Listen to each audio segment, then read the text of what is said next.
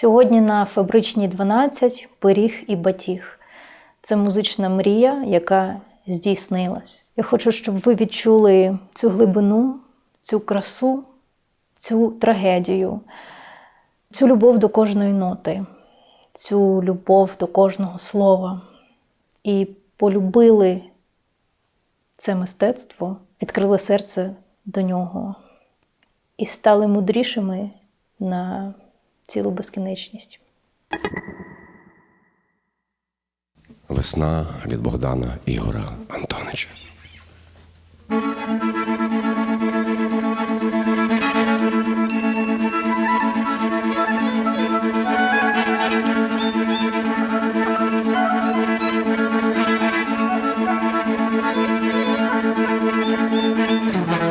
Росте Антонич і росте трава, і зеленіють кучеряві вільхи. Ой, нахилися, нахилися тільки, почуєш найтайніші з всіх слова. Дощем квітневим весно не тривож, хто стовк, мов дзбан скляний, блакитне небо, хто сипле листя, кусні скла на тебе, у решето ловити хоче дощ.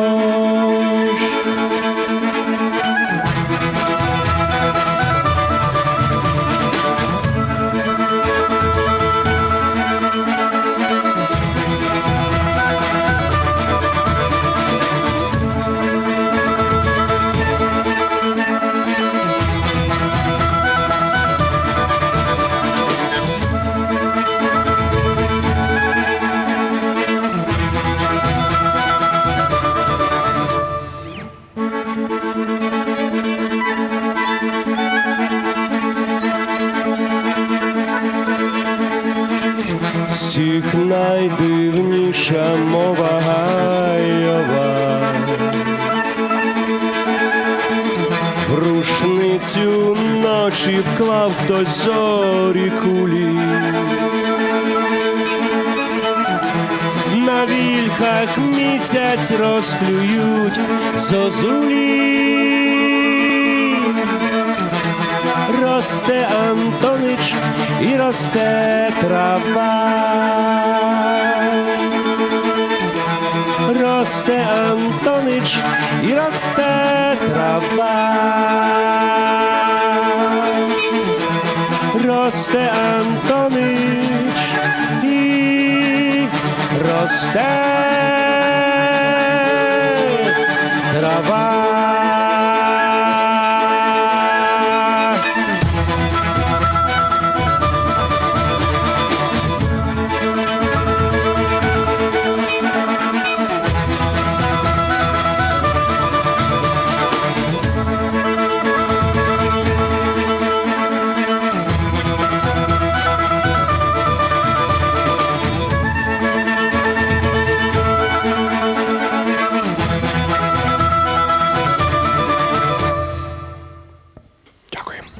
Цей простір приймає, і тут можна грати, в принципі, весь матеріал, який прийде. Ну, мені здалося, що зараз, як в кіно, такий кадр, коли розширюються, стіни, що от зараз воно розширилось до якогось моменту, мені здалося навіть, що мене як глюкануло. Це дуже класно. Тут класно все, тут позаду нас музичні інструменти, тут якісь певні оці. Тобто якась робітня, скажімо так. Будинок точно рейвить зараз. Я думаю, він цей вайб відчуває. Він трішечки додає. Тут ми не повним складом, а тут же відчуваєш, це якраз цей простір додає тих людей, яких сьогодні з нами бракує нам музично. Тобто це тут резонує, власне, сам цей. Я люблю ці містичні переживання, можливо, вони там для когось, хтось до них байдужий. Я завжди за таке щось сакральне і духовне. Тут воно мені присутнє. Тож Це класно. Грається просто, бо деколи тобі складно грати, ну, бувають різні простори. Тобто може бути складний простір, і тобі там складно, але ти мусиш виконати якусь певну свою цю життєву функцію, до якої ти себе приврочив, так? Тому це дуже класно, коли ти з просторовим чимось на одній хвильці, і ми тут всі на одній хвильці. Сподіваюсь, хлопці, ви теж. Фух, клас. Пишемо, всі слухають. Ай, і шумлять, всі слухають. Милуємось, дивуємось. Я дуже рада, що ти тут зі своїми хлопцями. Насправді це якесь таке свято музикантки всередині. Я коли готувалась, я навіть не хвилювалась, тому що повністю пірнула в цю музику, пірнула в поезію, і так мені класно було надихатись цим. Оце чисте натхнення було. Я слухала всі релізи, які були, хоча я досить рідко зараз слухаю для себе нову музику. Це є для мене якийсь труд такий, не знаю чому, можливо, такий період. Але тут я занурилась, мені хотілося цю музику порадити абсолютно всім, від батьків, від нянь, від друзів за кордоном. Тобто мені так хотілося, щоб всі розділили цей кайф, такий музичний, естетичний, мистецький, чисто від прослуховування, вже без зазирання в контекст, який просто крутий, який трагічний, який болючий, дуже семіотичний, але дуже продуманий.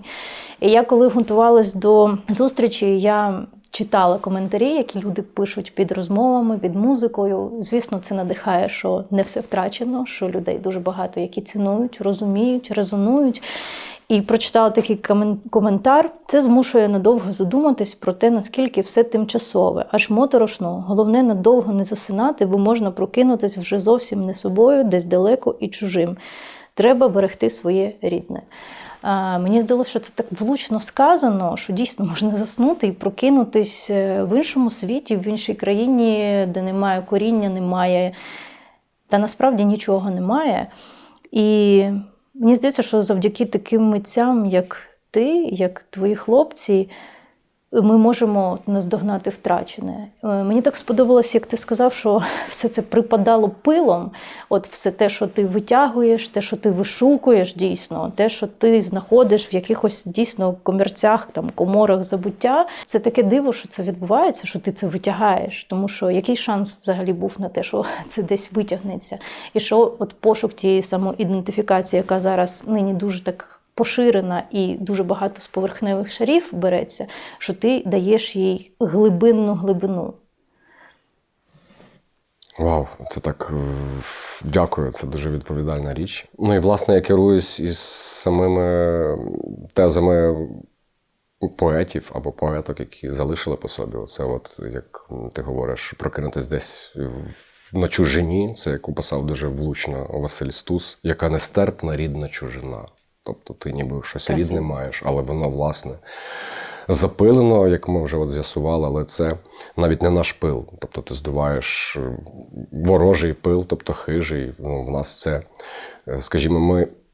І наша байдужість теж тут і присутня в якійсь певній мірі. Так? Коли вже там радянщина минула, от були якісь роки піднесення незалежності, я це теж спостерігав. Там, наприклад, навіть по книжкам це видно, там 91-й, 92-й, 93-й рік багато чого відбувалося. Навіть і в українській музиці було якесь велике піднесення. І потім вже якийсь такий почався спад. І, власне, в 99-му я для себе вже теж це з'ясовую. Тоді я цього не розумів. Я тоді був теж таким підлітком, зрубша байдужим. Поштовх до цього це якби так парадоксально і сумно не звучало, власне, повномасштабне вторгнення. Так, ну, війна триває з 14-го року, так, і воно потихеньку ти обростав якимись певними тими елементами втраченої пам'яті. Тоді я теж для себе це так не називав, це воно вже постійно еволюціонує, це визначення внутрішнє, чим ти от зараз займаєшся з проектом, разом до чого ви там йдете і яка ваша там мета, скажімо. Мета вернути цій країні цю країну. Так ти красиво колись, вибач, що перебиваю, сказав, що от з 91-го року, ну, багато в нас було часу, щоб це все віднайти. І ти так класно сказав, що ми зарано почали святкувати. Це так влучно, непідготовлені. От якось воно так все плином постійно. Скільки ми могли наздогнати, щоб у цього зараз не повторилося? Що робити? Трудитись. зі всіх сил. Ну, враховуючи про себе, це я так, от скільки я от витратив життя на якісь пусті речі, і мені за них соромно, хоча це мій життєпис, і це мій певний досвід. Так, я на нього озираюсь і бачу, що я от займався такими-то речами, такими-то, та вони, можливо, десь там стають мені в пригоді, власне, в думках, в роздумах, так, як не слід чинити. Тобто вже я для себе тепер дуже обережний своїми вчинками. І деколи, якщо ти не знаєш, що робити, то ти хоча б принаймні знаєш, як не можна робити. Тобто ми робили багато речей, які не слід нам було робити. Це я говорю про загалом, про всіх нас.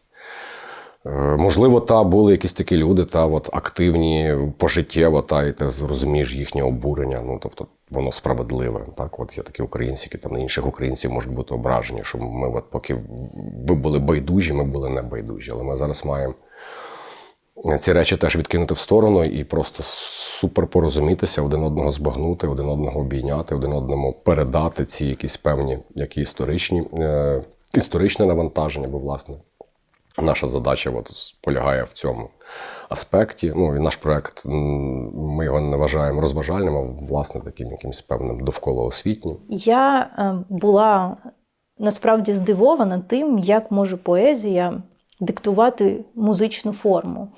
І одна справа – це покласти дійсно на ноти вірші, а інша справа – це витримати стилістику, в якій ці вірші написані. Те, що ви в якомусь періоді співаєте, навіть тут це слово не шмагаєте, поезію 20-30-х, то в музичній формі це також набуває модерністського напряму 20-30-х років. І я це слухала як музикантка і просто онімівала, чи в шоці була, тут офігівала. По-іншому не скажеш, наскільки ці аранжування тонкі, наскільки музичні, скільки любові там в кожній нотці, як це все з любов'ю зіграно, це на лайвах видно, як музиканти з любов'ю грають кожну свою там басову лінію, будь-яку. Це не можна не відчути. Але при цьому є і треки, які для мене звучать як електронна музика. Наприклад, «Сірий гімн», він мене просто розірвав. Тут люди, мури і бацилі, тим самим піддані законам, від тулуби печей похилі, де розцвітають іскоргрона, де розцвітають іскоргрона, де розцвітають іскоргрона. Тому що я його переслухала одразу кілька разів, тому що я хотіла розібрати, чи там є якийсь електронний плейбек, тому що тут акустичні інструменти дійсно для мене як синтезатори звучали і виконували цю функцію. І я думаю, це якийсь уже музичний перформанс, де інструменти відіграють точно не тільки музичну роль, а як це талановито, багатогранно.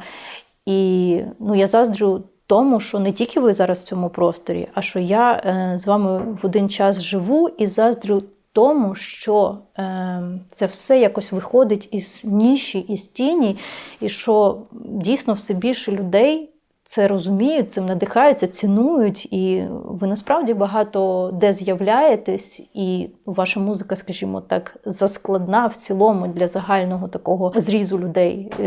Треба бути підготовленим, щоб це сприймати. Як вийшло перестрибнути от з цієї прірви дуже вузькопрофільної аудиторії до того, щоб це почало доходити до людей?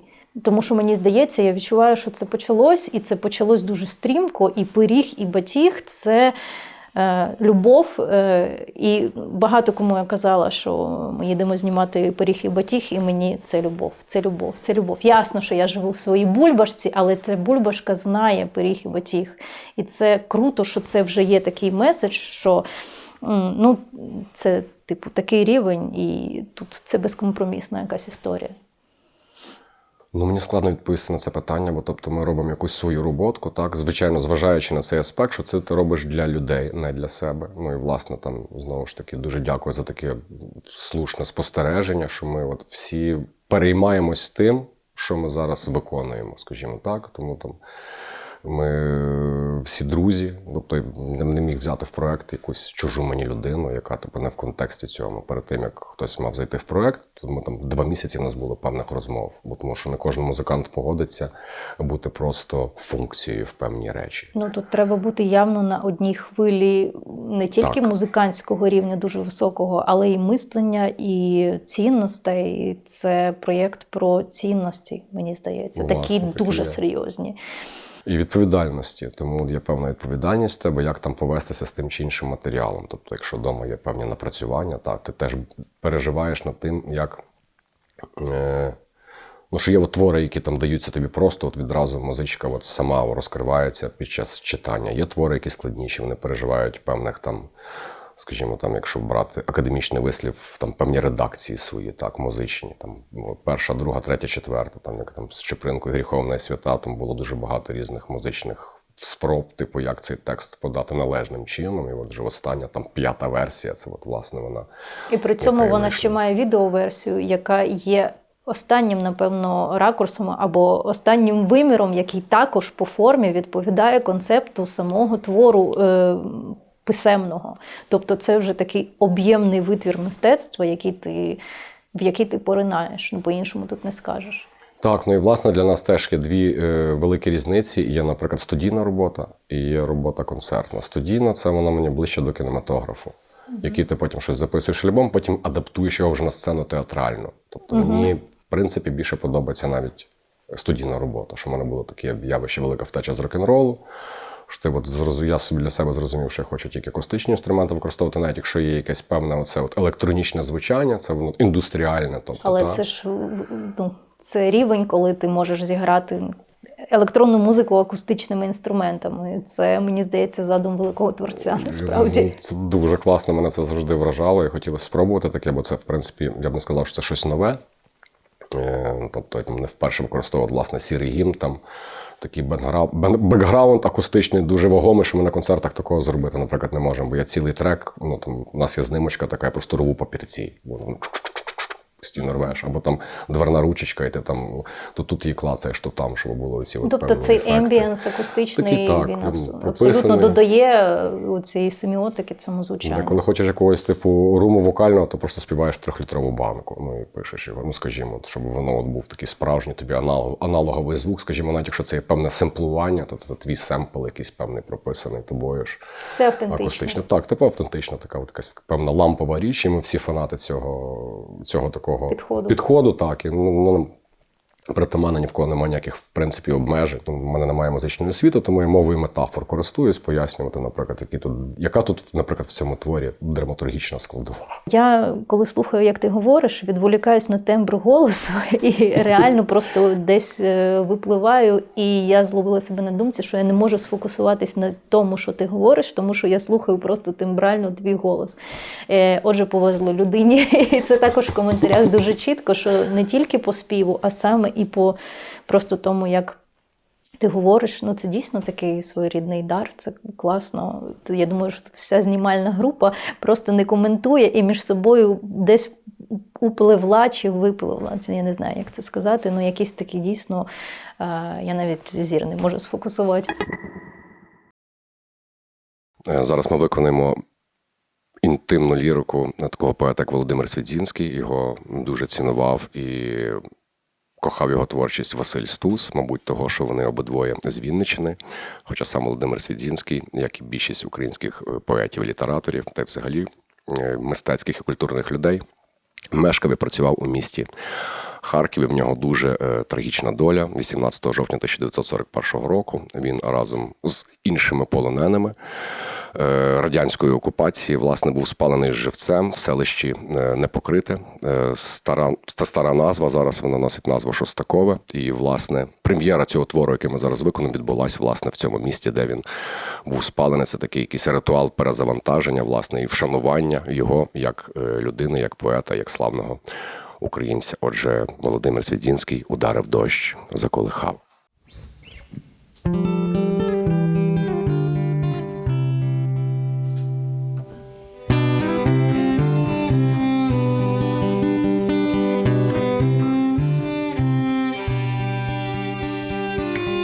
Ударив дощ, дощ заколихав, полудня спокій величавий, з квітучого горошку галяв, стовпи метеликів підняв. Де ж ти твоєї пісні звук, линувши, потопила злива? Дивлюсь за туманілих луг, біжиш, задихана, щаслива. Нема ні неба, ні землі, блищать натягнені вервечки. Ти в білій сукні, як яєчко, між них білієш отдалі. Добігла проливень затих, тепер цілуючи вдихаю з плечей забризканих твоїх, тепло і запах неба маю.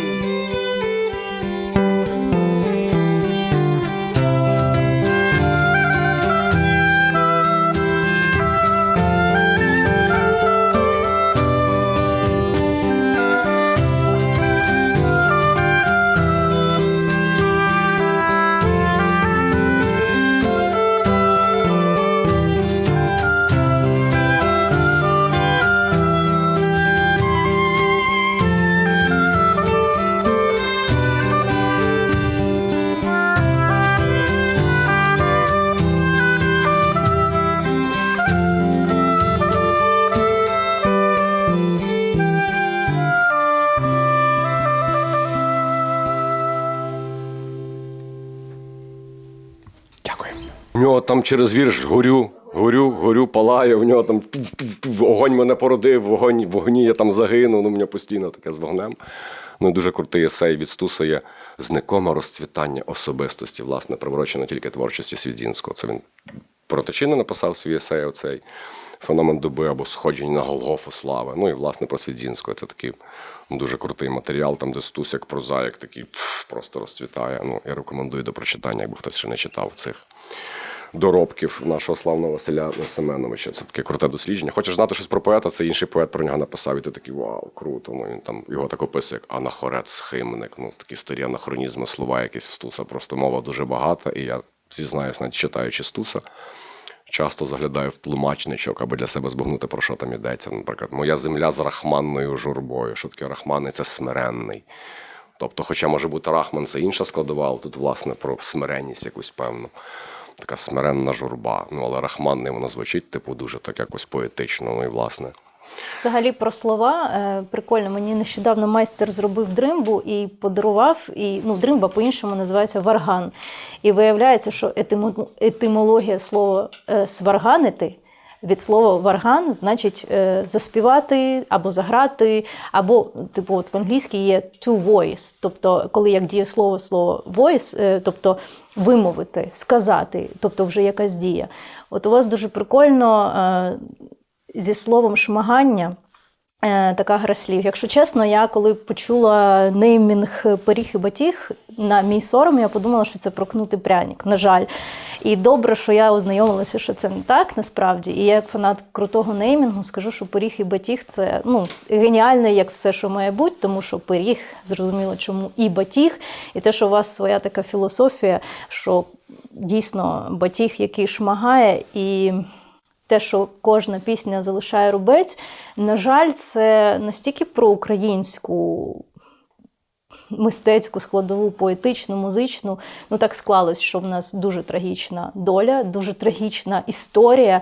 І дійсно, навіть така інтимна лірика, вона все одно відтіняється тим, що людина згоріла, наприклад, ну, спалили, стратили. І дійсно, мені здається, наша якась ідентифікація культурна, вона вся в рубцях. І от, ну, дуже класно про шмагання, така алегорія своєрідна. Ну, власне, тут про пам'ять йдеться, що ми не забували, а пам'ять у нас така трішечки важкувата, і тому треба трішечки так, то м'яко кажучи, тому це власне, ще й сам батіг, це як артефакт з Батожиненого краю, ну, що він сам по собі, ми коли там ця назва з'явилася, ми опрацьовували матеріал Степана Васильовича Руданського і виключно, власне, поезію, яку він писав за часи Кріпаччини. Тобто, бо він ще й застав відміну кріпацтва, але це ми обирали спеціально, що от.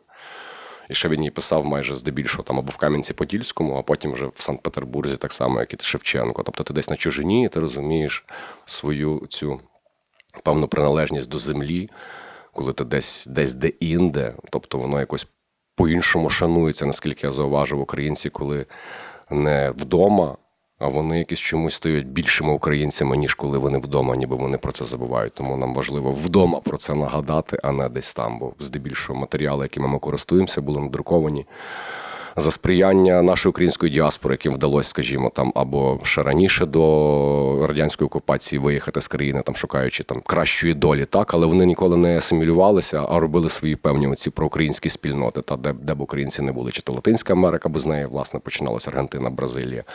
Перший такий от сплеск цієї еміграції. Ну, або вже от коли от настала оця часи хижості і смути радянської, так, то от більшість поетів, які там насправді ще з корінням неукраїнським, як Юрій Клен, він Освальд Бургхарт, чи як в нього там прізвище, можу зараз помилитись, так, етнічний німець, так само, як і Майк Йогансен, тобто теж у нього в родині там були німецьке коріння, або Василь Вишиваний взагалі, ну, ніякої там української ідентичності в ньому не було. Але він вирішив для себе це, ну, типу, сам для себе вирішив бути українцем, так, і ще й українським поетом. І, власне, це теж таке, якщо вже згадав Василя Вишиваного, що от ми там згадуємо 1921 рік, якийсь певний трагізм цей присутній, розстріляний Чупринка і вбитий Леонтович, але в цей же час у Відні виходить єдина українська збірка поезії Василя Вишиваного. Це теж таке щось показове. Тобто у Відні друкується українською мовою поезія там наслідного принця Габсбургів, так, ну, тобто от щось стається в 1921 році. І він ще був закоханий в українські Карпати, і вся поезія, тобто тільки приурочена їм. Ну, тобто от закохався він не просто в Україну, а, власне, в Гуцульщину. І навіть є знимочка, де він стоїть разом з Петром Шикериком Донниківим, який написав такий гуцульський твір, теж мені подобається, це дослідження діалектизмів. Це от гуцульським діалектом написана книжка «Дідо Іванчик». От, і він теж підпав під цю хижу радянщину, і він теж був розстріляний. Його син, тобто Гуцули, вони такі люди цікаві, тобто він закосив, його син закосив під божевільного і зміг втікти, тобто його десь там не тримали, скажімо, в ізоляторі слідчому, а десь в якомусь шпиталі, скажімо так, і йому вдалося втекти, і він потім відправився в Америку. А Петро Шкериків Донників був розстріляний так само з іншим одним прозаїком гуцульським, Онуфрієм Манчиком. Тобто мене теж цікавить з кожного регіону взяти якщо це не поет, в принципі, прозаїк-літератор, це теж дуже важливо. І це, власне, що людина писала діалектизмом конкретним, власне, який притаманний цьому регіону. Це теж дуже важлива оця от річ, щоб люди не встидалися говорити українською, бо, власне, радянщина нав'язала якийсь культ такої якоїсь простої, є українська мова, і вона по всьому краю має бути от така от однакова. Я розумію цей аспект, це як українська ділова мова, мова документів і бюрократії.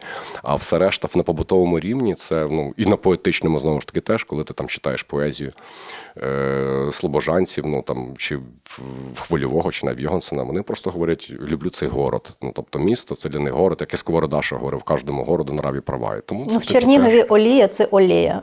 Олея. Ну, і по-іншому не скажеш. Так, ну, і є от якісь притаманні свої оці слова, і тому в нас мова дуже багато, я не знаю, чи я до кінця життя збагну її повністю, хоча от з україномовної родини постійно українською розмовляю, так, але, ну, це настільки... Ну, нам пощастило, що наша країна велика і дуже багата на словесність як таку. І це, дуже і дуже надихає, насправді, що нам тепер це небайдуже і цікаве. І дякуємо всім, хто, перебуваючи за кордоном, власне, це, як вже закінчував, друкували ці збірки тих поетів, яких вони знали, що вони сидять в таборах, навіть не знали, що їх розстріляли на цей момент. От як є така дуже така гарна книжечка спогадів Юрія Клена, вже вище згаданого. Так вона називається «Спогади про неокласиків». І він там згадує і Миколу Зарова, бо він з ними товаришував, і Михайла Дрейхмара, бо він йому писав листи з тюрми. Тобто там є поезії, власне, в тій книжечці, які немає в інших збірках. Так? І от вона дуже важлива теж для розуміння, що відбувалося. І він її в Мюнхені видав в не пам'ятаю, в 40-х роках, і, власне, там через рік же він там помер. І це дуже, типу, йому теж уклін і шана, що він це десь перебуваючи за кордоном, не будучи етнічним українцем. Ну, хоча він народився в Україні, так, він етнічний українець, його батьки були, тобто не українцями.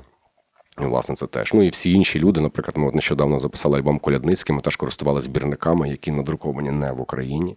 Власне, один в Канаді, а інший в Сполучених Штатах. Тобто українці приїхали, хотіли зафіксувати якусь свою традиційність, цю традицію культурну, власне, на якій їм залежало. І це чомусь нам не залежало на ній, а їм залежало. Ну і цей от аспект треба вернути, щоб нам всім на цьому залежало. І тоді ця країна почне трішечки по-іншому резонувати в світі, в світовій спільноті. Тобто, бо ми самі ще для себе не повністю резонуємо. Це є така от річ, щоб ми зарезонували, і тоді нас буде чути. Тоді нам не треба буде дуже довго пояснювати, хто ми, що ми і який в нас є вантаж культурний, а він у нас дуже великий. Тобто, неосяжний, я б навіть так сказав. Хотіла сказати, наголосити, що незважаючи на те, що є академізм в використанні інструментів, надсерйозніший, суперсерйозний відбір самої поезії, дуже рідкісної, дуже філігранно відібраної, я так розумію, під твоїм ситом фільтрів, яке дуже жорстке. При цьому є візуальна складова цього, яка не менш актуальна, геніальна, концептуальна, але при цьому вона суперсучасна в темі того, що вона не виглядає як щось замшеле, не виглядає як щось другорядне чи щось таке перехідне. Це така довершена форма дизайну. І хто за це відповідальний? Зараз виключно про обкладинки питаю. І друге питання про відеоряд, який існує в релізах як відеоарт. Я не знаю, чи ви виступаєте з відео, чи це просто є як відеорелізи саме у вас на каналі. Ну, власне, я така людина, що, от, як ти вже зауважила, якийсь певний жорсткий відбір, і, в принципі, в мене якийсь такий фатум недовіри до всіх, і тобто це все напрацьовував, тобто від лого до всього, до концепції проекту, це все колись було суто на мені, і зараз приємно, що ми вже долучаємо ще інших людей, власне, до цього. Ну і відеоряд – це теж, типу, частина якоїсь цієї аналогової лампового підходу, бо тому що я фанат покадрової анімації. Тобто, і тому це всі якісь там роботки, і художник, зрештою, колись там, в принципі, заробляв як художник, а не музика. Це для мене було таким сакральним і духовним, і я все життя музикую, але воно ніколи не було публічним. Тобто, тому от якісь матеріали. Так, воно чекало свого. Як і Гаїшум. От, вони були собі тихенько, я собі про себе, для себе їх там собі награвав вдома, ще там якийсь матеріал збирав, якісь свої текстики писав, навіть суржиком писав там певні тексти, колись навіть писав, зізнаюся, російською мовою, але в 2004 році, коли була помаранчева революція, я ці просто зошити навіть не викидав смітник, а урочисто спалив. Мені хотілося навіть зробити якийсь такий акт спалення старого себе, до чого я більше не повертаюся, і після цього я до цього ніколи не звертався, не повертався, і, власне, плекав більше поетичні форми українські, вишукуючи, власне, тих навіть поетів в книжках, які називалися радянська література. Тобто Тичина мені відкрився, власне, в цих підручниках своїми і гаями, і арфами, тому що був такий твір, ми вже його виконували з іншим проєктом музичним «Геч-оркестр». Разом Несосюру ми теж виконували, бо це теж дуже крутий чоловічок, як на мене, теж непересічний поет. Ну і, власне, ще шкільних часів я зрозумів, що ніби музика може бути складною. І це деколи теж така річ, що неповага до людей, коли ти робиш їм занадто прості речі. Треба людей поважати і давати їм постійно щось ускладнювати, щоб в них розвивалося це певне сприйняття, щоб вони еволюціонували в сприйнятті. До поезії, власне, як її не змінити в трактування, бо ти можеш зробити її, змінити сенси музикою, ти можеш це робити. Тобто ці поетичні форми, я від них навіть залежний. Це, наприклад, якщо в когось є якась певна релігія, то це моя релігія. Тобто я кохаюсь поезії, і вона мене зцілює. Поезія – це певна річ, і музика – це є певна річ. І щоб поезія стала співаною, не пісня. Тобто це є окремий жанр, такий піджанр, співана поезія. Коли ти зайдеш, наприклад, в Вікіпедію і буде співана поезія, займаєш переклад російською, це буде авторська пісня. Між цими поняттями прірва. 100%. І все. Тобто в них немає такого визначення співана поезія, так само, як в нас країна поетична. Так склалися обставини. Тобто у нас є українське поетичне кіно. Якщо в Франції там якийсь певний період, в той ж самий, коли було українське поетичне кіно, була французька нова хвиля, то в нас от таке от притаманне було. Не в цілому Радянському Союзі, а власне ми продукували. Навіть якщо хтось хотів, наприклад, як Параджанов, хотів зняти поетичне кіно, ну він приїхав його знімати теж в Україну. Тобто він хотів теж тут щось зафіксуватись, власне, в якомусь цьому середовищі, пісенно-поетичному. І тому поезія для мене це от дуже щось вагоме і дуже щось українське. Українських поетів дуже багато, всі вони круті. Це, ну, тобто, хоча ми зараз говоримо про якусь таку тему дуже щемку, тобто про знищення нас як культурної нації, тобто яке триває вже не одну сотню років, так, але ми зараз просто якийсь період беремо такий вже не імперський, а власне оцей радянський, так, і бачимо, як ці хижаки міняли ці маски. Це той самий режим, тільки то, що зараз вже під іншою маркою, так би так. І але тому, по суті, да, тільки в профіль. по суті, тільки ці самі, так само, як от російські ліберали, або, наприклад, їхні колишні дисиденти, що типу, між теж там от був дисидентом і сидів разом зі Стусом. Чому він сидів разом зі Стусом? Чому українських поетів не садили разом в одну камеру? Ні, не можна було, щоб два українці сиділи в одній камері. Тому Стус сидів так з російським дисидентом, якого брали інтерв'ю. Це от дуже чітко видно в фільмі, ну, якщо людина спостережлива. Я, в принципі, вважаю себе спостережливим. Тобто я дивлюся якесь певне кіно, не тільки для інформації, я хочу вловити якісь певні елементи, які присутні навіть в кадрі. І от в нього беруть інтерв'ю, щоб там питають, як він там сидів з Тусом. Це дуже класно те, що він, наприклад, говорить російською, але говорить ім'я Василь. От Василь мені говорив, Василь. Не говорить Василій чи щось таке. Тобто з Тусу було важливо, що до нього звертався Василь, а не інакше. Тобто це теж дуже таке, про Стуса багато що говорить. І от сидить цей чоловічок, це от кадри, там цей фільм знімався. Це зараз я говорю про фільм, про світлої дороги свічка чорна. Ну, там це такий твір в Стуса є, закінчення там «Неначе перемога крадькома». Ну, Стус дуже таке щось описував, щемке і шкробаюче. Тобто він власне, тебе шмагав. Це таким чином, що воно теж дуже таке влучно перетинається. Сидить цей чоловічок, щось говорить про Василя. І на стіні в нього висить Ніколай II. Тобто він, якщо не режимний, то він імперець. Тобто він за цю от структурованість. І всі російські ліберали, це от вони, от, як цей дисидент, так званий, теж він сидів в таборах, але в нього є своя певна оця ідея Великої Росії. Вона від них нікуди не втікає, нікуди не дівається. Нам це треба збагнути, усвідомити раз і назавжди. Бо ми просто ці грабельки вже аж зробили вм'ятину, певну таку генетичну на наших чолах, ясних і світлих, і вже більше цього робити не можна. І не можна просто втратити вже. Ну, це вже буде, якщо ми щось зараз втратимо, це вже буде востаннє. 100%. Я в цьому впевнена. І от, то, що історія циклічно повторюється майже рік у рік, і ми маємо той багаж знань, ту інформацію, ту поезію, ті твори, які конкретно розповідають, що сталося. Ми маємо до них доступ, у вільний доступ, дійсно. І от маючи все це, всю цю інформацію, повністю оцей хід хронологічний, як нам зараз зробити, щоб от ця історія переписалась по-іншому, а не повторилась в копійку? Постійно про це нагадувати. Постійно про це нагадувати. От ми намагаємось не відпочивати, скажімо, навіть так, та постійно нагадувати людям про ці чи інші речі. Тому ми їздимо, скажімо, там, наразі ми там відвідуємо Харківщину дуже часто, тому я до Харкова і переїхав. Відвідувати ці громади, так, і постійно людям наживо навіть пояснювати якісь ці певні речі, тези, і вони їх чекають. Тобі не треба якихось певних зусиль докладати. Просто приїхати і сказати оцю от інформацію, про яку ми зараз говоримо, про цю певну тяглість, про цю певну пам'ять.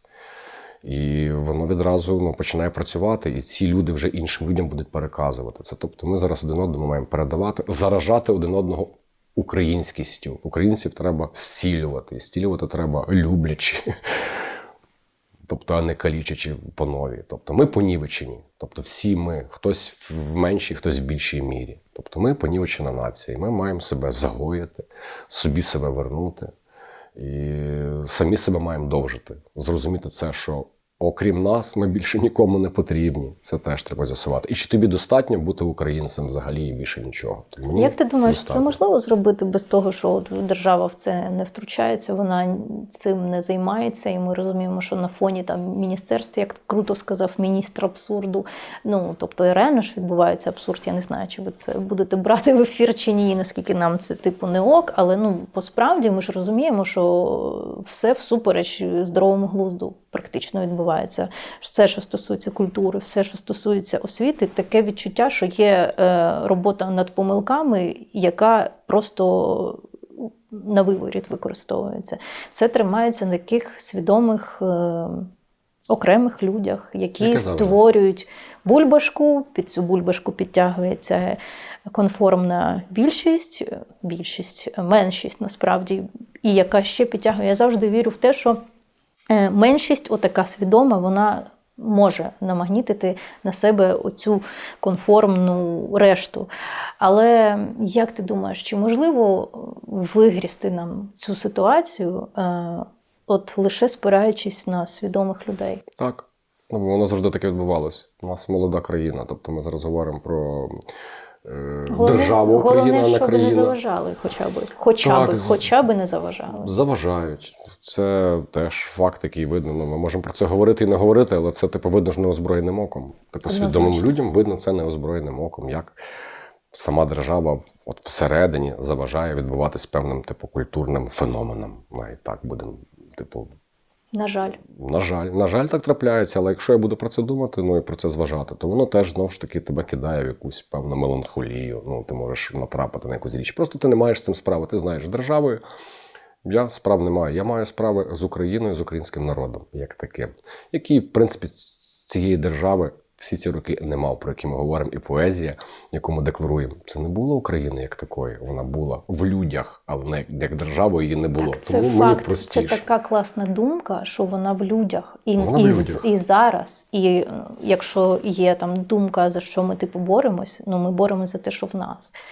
І це так інколи цікаво, що як країна може існувати за межами території, вона існує за межами взагалі виміру такого, як фізичний, мені здається, він якийсь більш внутрішній, ефемерний, але він настільки потужний, що історія показує, як можна всупереч існувати, перемагати, вистоювати і продовжуватись. І я вірю в те, що от зараз це продовження, воно однозначно буде, воно не може просто зупинити. Вже от мені прикинулись зерна чогось українського. Звичайно, вона прикинулась в 14 років, коли в спальний район приїхали «Мертві півні», «Плач Єремії». Я вперше почув сучасну поезію Андруховича, Віктора Наборака, «Єдиноріг».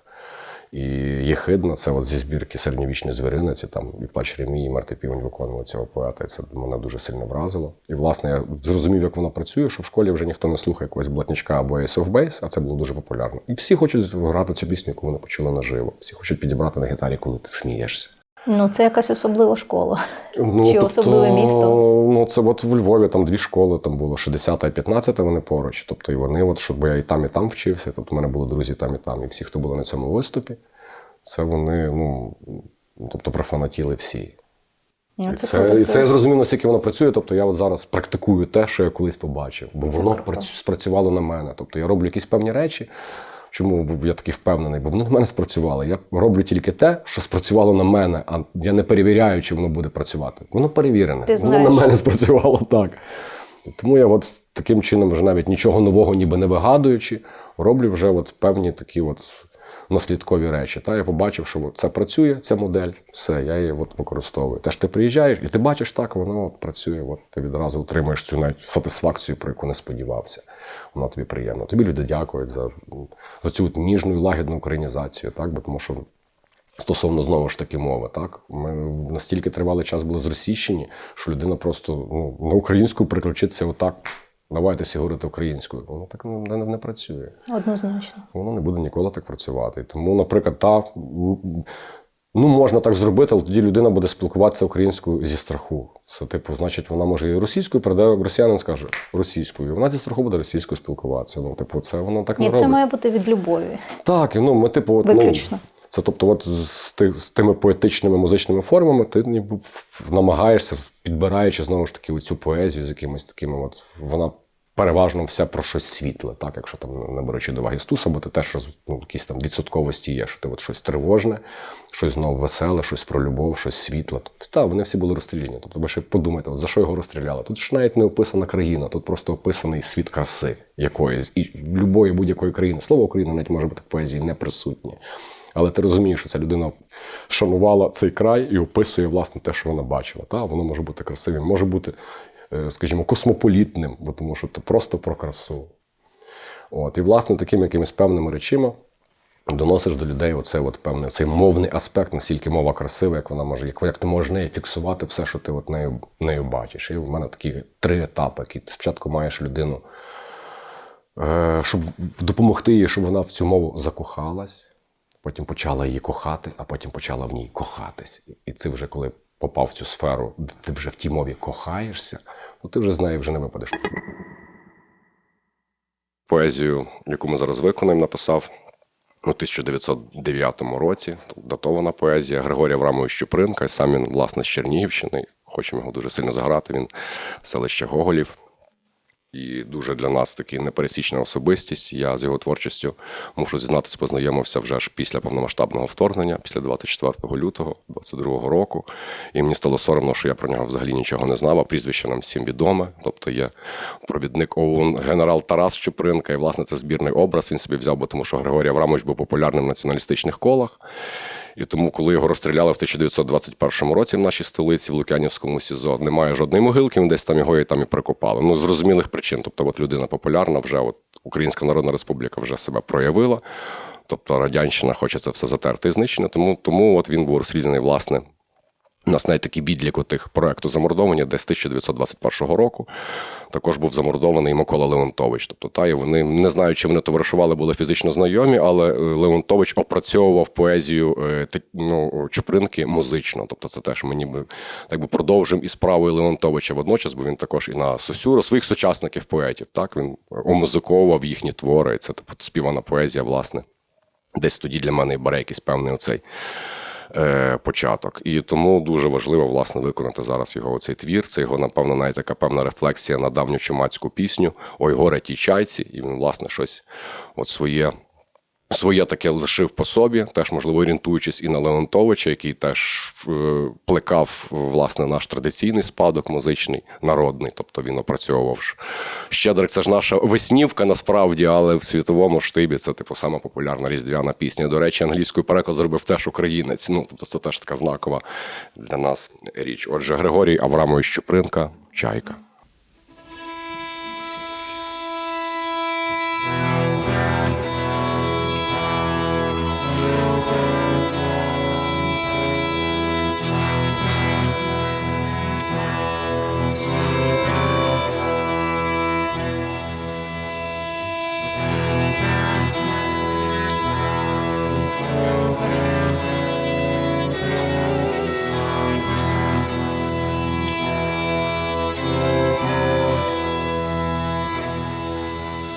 З жалем болем понад полем крик розноситься чаїни,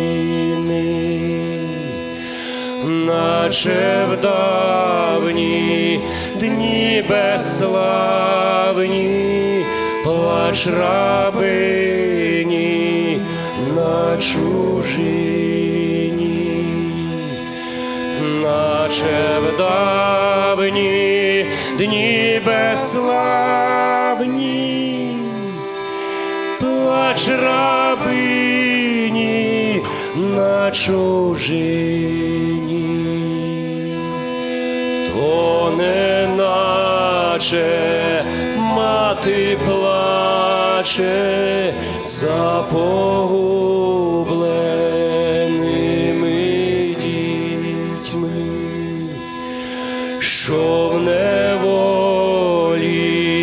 та в недолі зникли в горі, зникли в пітьмі, що в неволі та в недолі зникли в горі, зникли в пітьмі.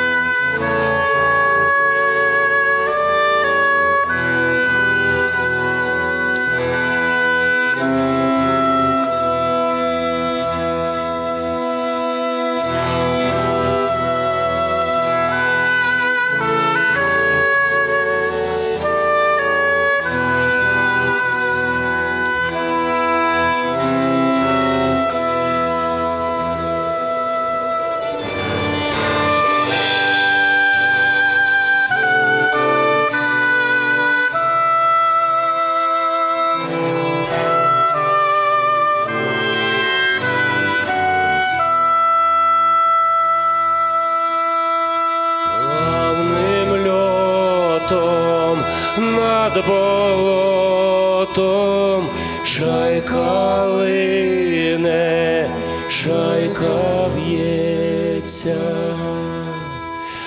то з очаю заридає,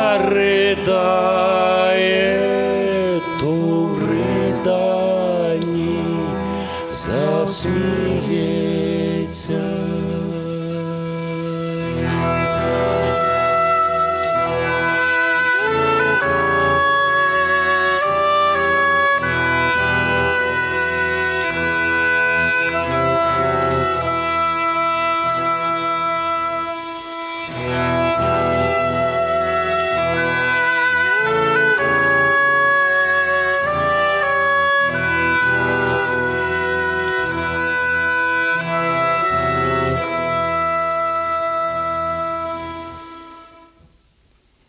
Дякую.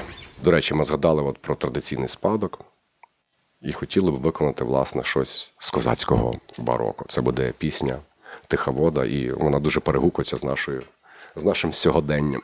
Тиха вода.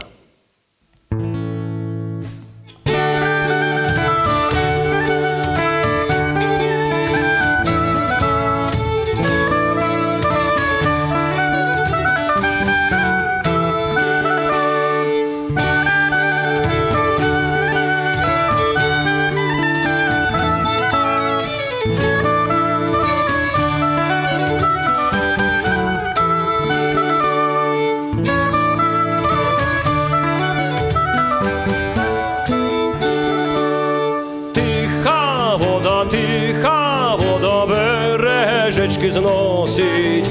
Молодий козак, полковничка просить. Молодий козак, полковничка просить. Пусти ж мене, полковничку, із війська додому. Бо вже скучила, бо вже змучила дівчина за мною. Бо вже скучила, бо вже змучила дівчина за мною. Ой, рад би я пустити тебе, так довго ти будеш. А напийсь води ще й холодної, дівчину забудеш. А напийсь води ще й холодної, дівчину забудеш. Пив я воду, пив холодну, то я не забуваю. Поки жива буду, не забуду я, кого я кохаю. Поки жива буду, не забуду я, кого я кохаю.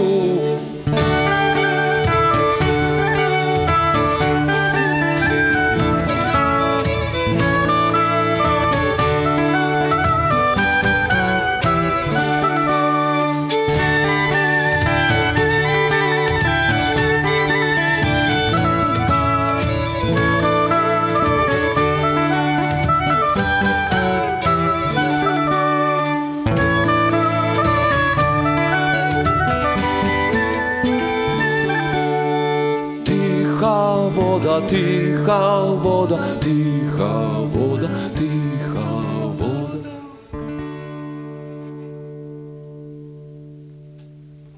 Дякую.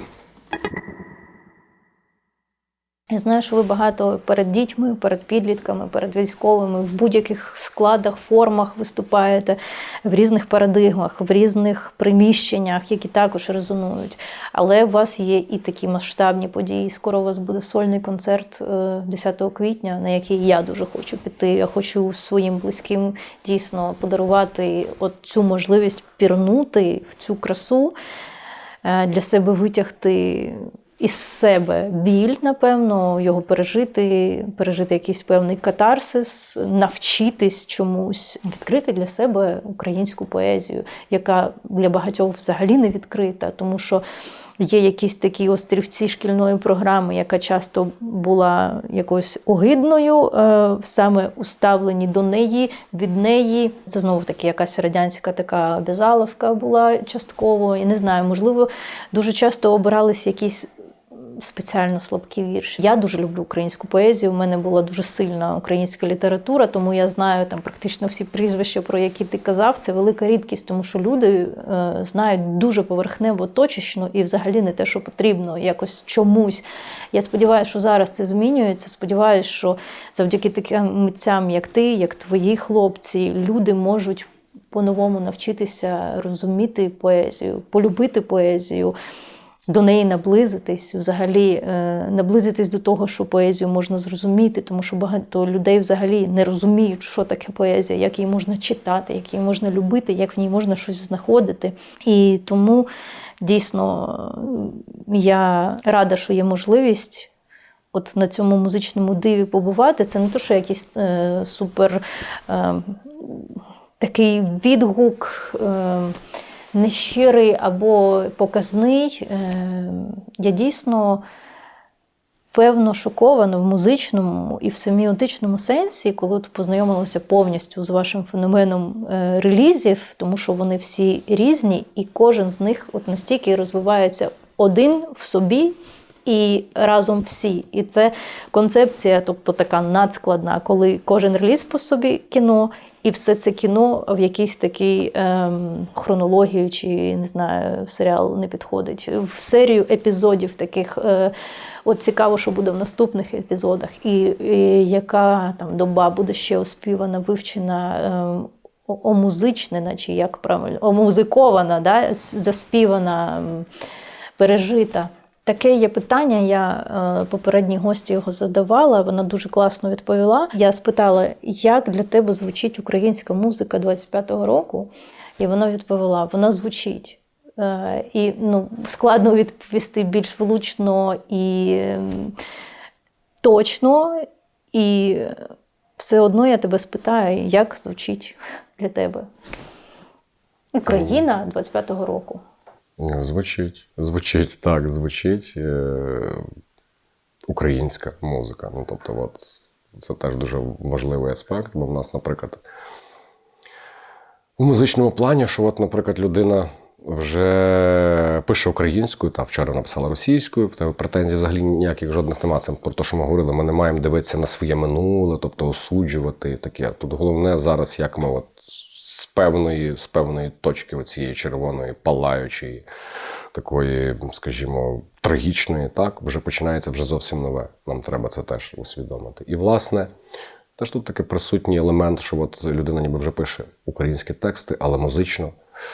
Це ще тут присутні російські наративи. Ну, можливо, хтось це не дуже там чітко для себе це вбачає, але для мене в певній відсотковості, навіть в українській музиці, тобто, коли вже є українська мова, а музика ще трішечки от є з того російських наративів. Ну, це теж, я думаю, люди, які більше в якійсь музичній сфері, я думаю, це теж ти можете зауважити, якісь такі певні елементи, чи то блатнячка, чи ще чогось. Ти можеш змінити слова на українські, так, але оця мелодика оця лишається. Тому в 25-му хотілося б, щоб було, от, щоб вона звучала і було більше української музики. А якщо ви хочете на щось дивитися, на якесь, то дивіться, будь ласка, там, на Європу, там, на Сполучені Штати, в них є теж свій вайб присутній, так, і ти вже знаєш, це музика американська, це музика французька, навіть може французьку не звучати, але в тебе є якісь певні елементи, ти вже це можеш пізнавати. Ну, якщо, бо я, окрім того, що фанат української поезії, власне, займаюся таким чином, то я ж, теж досліджую музику народів світу, так, різних там років, скажімо, для себе там відкрив,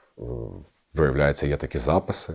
Федеріко Гарсія Лорка грає на фно, а співає Аргентініта. Так, 30-ті роки, 33-й рік, 38-му він загинув при невизначених обставинах. Але ти можеш послухати Лорку, який акомпонує певні тьоті, які співають, власне, іспанські народні пісні. Це круто, бо він ж теж був фольклористом і збирав. Ну, наприклад, такі записи для мене дуже цінні і важливі. Скажімо, там, от у нас вийшов альбом Колядницький, і я кожен рік для себе шукаю якийсь різдвяний альбом світового штибу. Там, от, цього року це, в принципі, композиторські твори, це Бенджамін Бріттон, який там описав, він писав вже композиції свої, так, на якийсь певний різдвяний цикл середньовічний. Це теж дуже круті твори. Минулого року це була родина Вотсонс, суто тільки йоркширські колядки. Тобто, хочеш послухати, що там в світі як колядують? От пісні різдвяного циклу, от вони теж там присутні є, або там старогерманська там різдвяна тематика. Ну і, в принципі, дійшов до такого певного висновку, що вона вже там вся понівечена. Тобто там вже все прохристиянське, тобто все приурочено тільки народженню Ісуса. І, власне, найпопулярніший текст – це от Ірод змушує шукати Джізуса і, власне, там Тобто вирізати всіх цензура малят. є Так. всюди. Цензура є всюди. А в нас її не було. У нас, типу, це вплітається. Ми країна аграрна, і колядки в нас аграрні. Тобто всі в нас закінчуються, сіся, родися, жито, пшениця. Тобто це більше ніде. Ну, у нас є де і Ісус, і зорі, І зорі, і сонечко є, так, славені єси наш там милий Боже. І все- три праздника, все на це кучу. сонечко, там перший гість сидить сонце ясненьке, другий гість сидить місяць темненький, третій гість сидить дощик дрібненький. Перший гість каже, нема над мене в сілі вселенні, бо якось їду неділю рано, ну і там починається це все. Вночі півночі знання пророчено, бо зернинка проростає, дощик її поливає. Все рівно у нас іде, типу, що нам дарує земля, ти дякуєш землі, сонечку, місяцю. Та і Ісусу, крім того. Ну, є Ісус, ми можемо і про нього. Нам народився, а в тім садочку цвіток біленький, нам народився Христос маленький. Христос маленький, весела днина, тішиться моєму кожна дитина. І продовжуєш далі в своєму тому циклічному якомусь амплуа працювати, і воно, типу, дуже класно. Ну, тобто, це от тільки ми колядки беремо, і вже нам притаманна якась певна річ, що в нас щось, скільки нас не хотіли винищити, тобто ми нація, яка потерпає від чогось, від якоїсь окупації одвічної. Перманентно. Як ми оце говорили, оце рідна чужина, що моя, наприклад, прабабця, не виходячи з хати, змінила 3 громадянства. Ну, знову ж таки, де ти знаходився? В Україні? Так, в Україні, але ти змінив 3 громадянства за цей свій життєпис, так? І жодного разу це не була Україна. Ну, якщо в державних якихось аспектах беремо, стосовно, знову ж таки, вернемося до питання, чи ми будемо зважати там на державу, там, з інституціями ними мати справу. Ні, ми як звичайні українці, які от Україну мають в собі, ти ділишся цією Україною з іншою людиною, вона починає в собі її теж вбачати, ну не просто в якійсь географічному положенні, а власне в собі якусь оцю от певну річ. І воно, коли ти з'ясовуєш ці обставини, тобі стає простіше збагнути цю певну річ.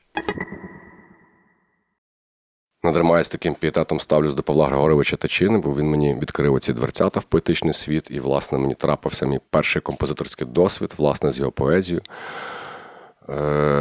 Це «Гаї шумлять». Я жодного разу їх не прочитав всухо. Тобто ти відкриваєш, і Павло Григорович тобі дарує музику відразу з своєю поетичною формою. І велика йому за це дяка і шана. Це трапилось зі мною цей досвід в 1996 році. І це теж говорить про це, що не треба нікуди поспішати, якось з часом все відбудеться. І от зараз ця пісня популярна, мені дуже приємно з цього приводу, що, власне, сама перша якась твій композиторський оцей досвід згаданий, і він, власне, от чомусь припав до душі людям. Хоча я зрозумію, чому, бо Павло Григорович, він дійсно поет, маг, тож хай він сьогодні пролунає в цьому магічному просторі. Гаї шумлять від Павла Григоровича.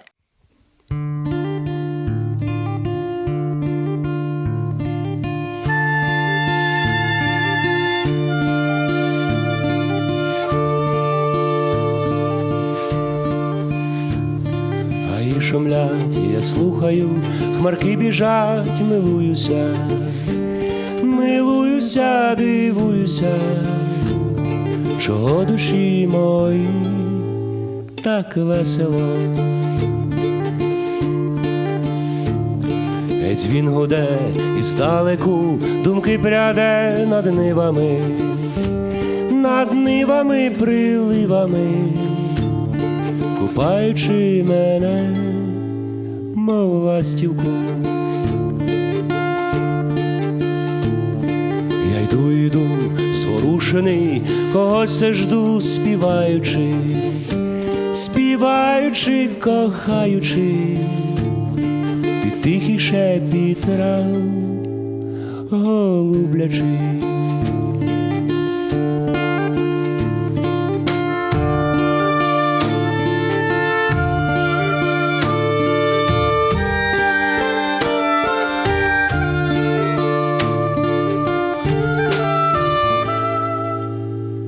Щось мріє гай над річкою, неба край, як золото, мов золото поколото, горить тремтить ріка, як музика.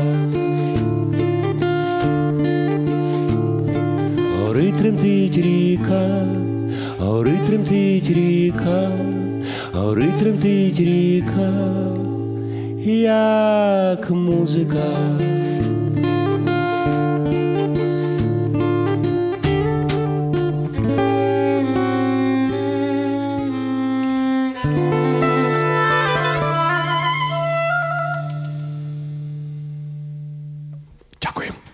на завершення поезія від Павла Григоровича Тичини, бо її тут не виконати – це страшний гріх, бо, власне, він з Чернігівщини, з Пісків, і це, вау, круто. Павло Григорович, ми у тебе вдома майже.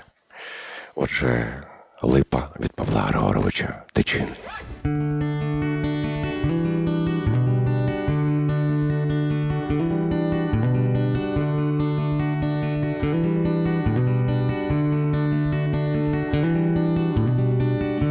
Ви знаєте, як липа шелестить у місячні весняні ночі.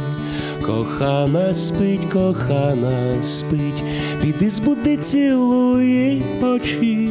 Кохана спить, ви чули ж, бо так липа шелестить. Кохана спить, ви чули ж, бо так липа шелестить.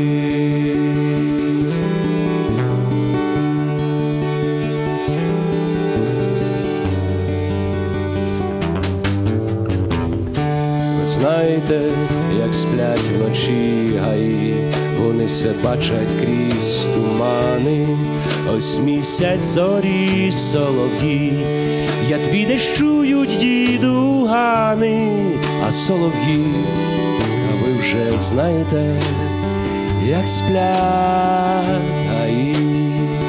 А солов'ї, та ви вже знаєте, як сплять гаї.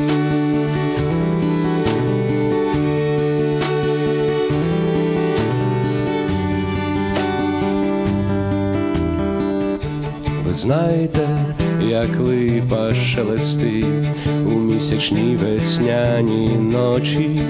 Кохана спить, піди збуди, цілуй очі. Кохана спить, ви чули ж, бо так липа шелестить. Кохана спить, ви чули ж, бо так липа шелестить.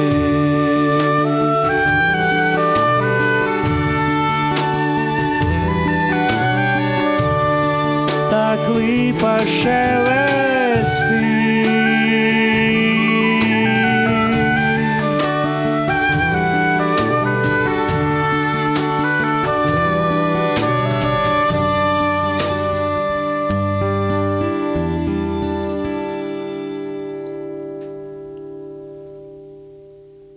Дякую.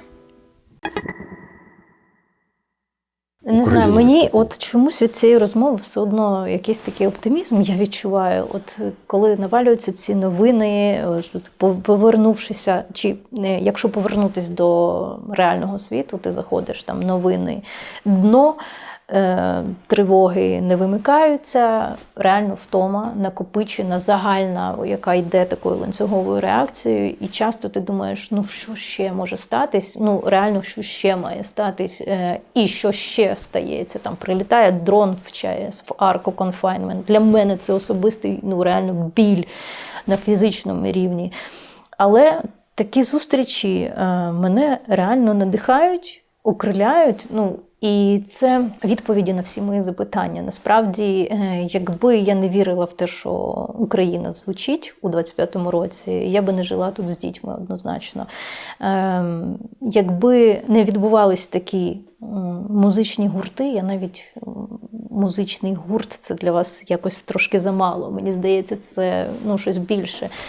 Оці миті музичні, поетичні не відбувались, я би не вірила в те, що у нас є майбутнє. Але після лайву, після альбомів, після розмови я розумію, що Україна звучить у 25-му році. Звучить. Українська музика звучить, українське слово звучить. І все більше людей це цінує. Це так важливо цінувати своє.